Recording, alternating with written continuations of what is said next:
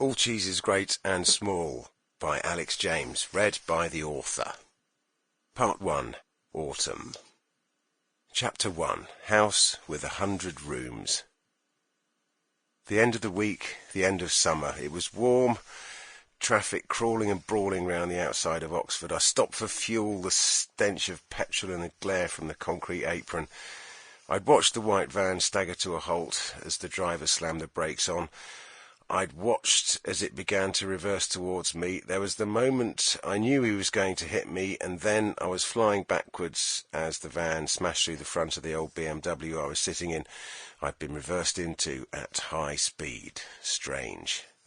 There was another dent to add to the collection on the back of the van, and the front of the BMW had completely caved in. Steam was hissing out of the radiator. I wasn't hurt, but I was furious that I might have been, and even more furious about the car. I leapt out onto the concrete and began to call the driver names, many names. There were two of them in the van. They both got out. "Prove it," said one. "You just drove into us," said the other. It was hot and the roads were packed. I had the keys to my new life in my pocket. I bought 6 bottles of water from the cashier and stopped every 5 miles, every 3, every 1, as often as was necessary to top up the radiator, while the temperature gauge hovered around the red, crawling up the sides of apparently endless valleys, one more hill, one more dale, until by fits and spurts I must have been pretty much at the middle of England, the very middle. Here you might easily think that what is really quite a small island continues forever and ever. I coasted the last mile down the side of the last valley towards my new home.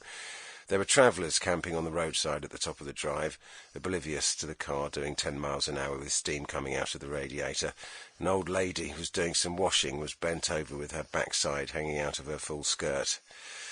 I knew the car was a write-off. I just needed it to get me home, or what I was about to call home, because I'd just got married and swapped a London townhouse with no garden for a rambling farm. Why would I do that?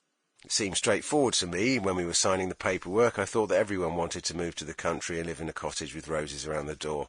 What I was doing was blindingly obvious to me, but when I started to try and explain it to other people, it seemed no one else thought so.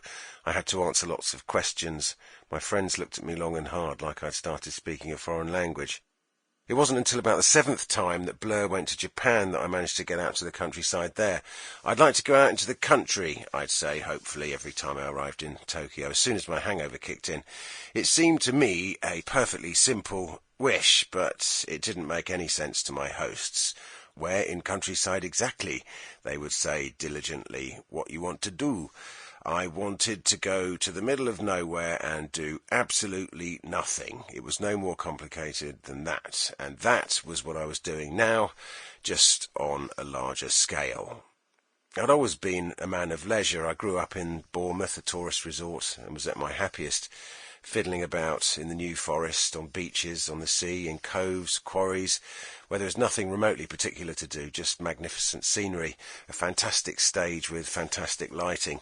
The backdrop of the sea and the open sky that soaks that world right through is an open invitation to relax and play.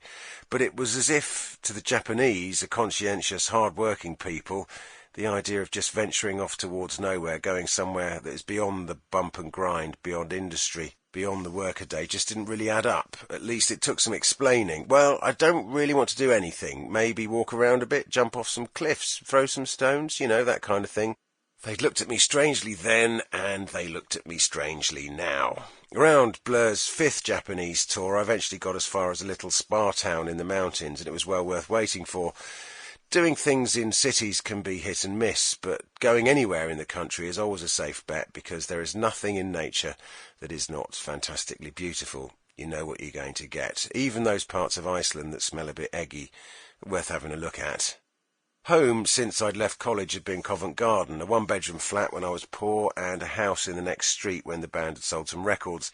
Claire and I fell in love one weekend in the Cotswolds and got married 9 months after we met.